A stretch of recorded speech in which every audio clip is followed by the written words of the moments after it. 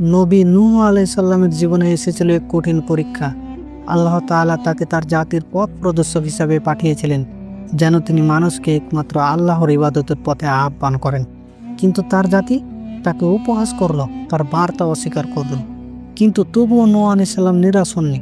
তিনি বছরের পর বছর মানুষকে আহ্বান করতে থাকলেন, কিন্তু তারা তাকে পাগল, জাদুকর বলে ব্যঙ্গ করল।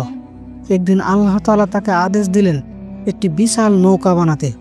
আর আল্লাহর আদেশে মরুভূমির মাঝে নৌকা বানাতে দেখে লোকেরা হাসাহাসি শুরু করলো।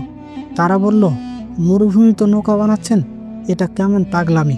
কিন্তু নূহ আলাইহিস সালাম জানতেন আল্লাহর নির্দেশে কোনো ভুল থাকতে পারে না।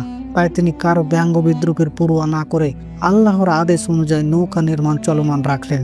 অবশেষে সেই প্রতিশ্রুতির সময় এসে গেল।